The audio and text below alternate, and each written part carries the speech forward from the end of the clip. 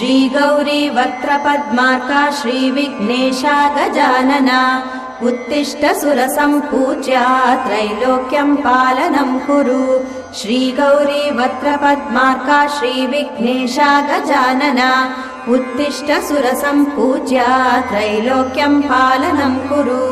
उत्तिष्ठोत्तिष्ठ हेरम्बा उत्तिष्ठ गणनायका